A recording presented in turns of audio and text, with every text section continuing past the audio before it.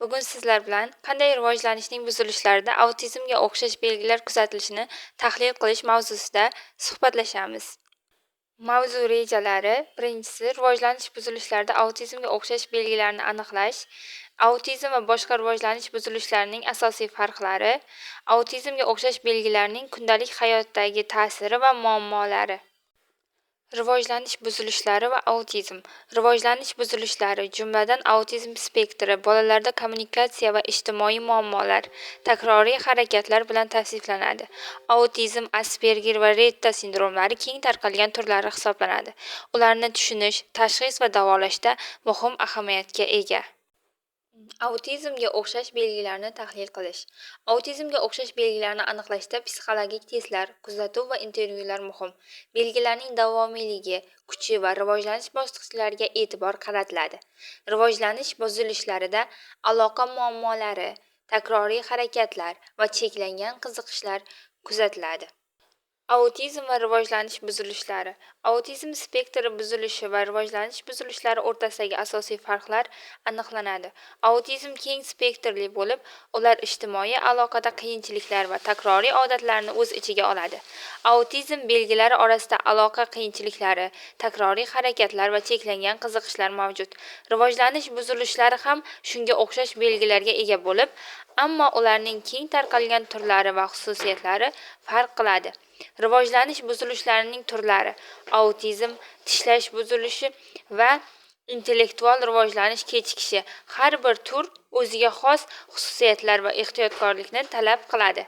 Bu esa muolaja va yordam usullarini belgilaydi.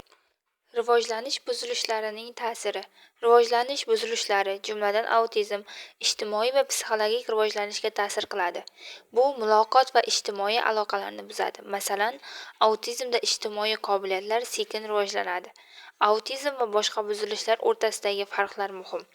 Masalan, autizmda muloqot va ijtimoiy aloqada qiyinchiliklar, intellekt saqlanadi, boshqa buzilishlar esa intellektual buzilishlar bilan birga bo'lishi mumkin.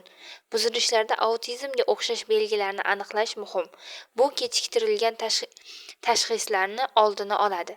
Har bir belgi tahlil qilinib, muolajalar optimallashtiriladi, ijtimoiy va emotsional rivojlanishni yaxshilash uchun. Autizmga o'xshash belgilar va ularning ta'siri. Autizmga o'xshash belgilarni aniqlash. Autizmga o'xshash belgilar ijtimoiy aloqalarda qiyinchiliklar, emotsional cheklovlar va kognitiv muammolar bilan ifodalanadi. Nutq muammolari va odatlarida kuzatilishi mumkin.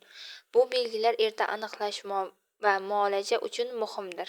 Nutq va muloqotda qiyinchiliklar, odatlarni kuzatish va erta tashxis muhim rol o'ynaydi. Kundalik hayotda ta'siri: ijtimoiy, emotsional va kognitiv jihatlar.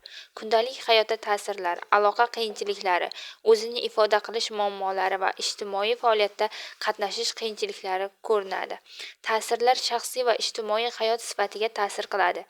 Emotsional barqarorlik va kognitiv rivojlanishga ta'sir ko'rsatadi. Muammolar va ularni yengish yo'llari.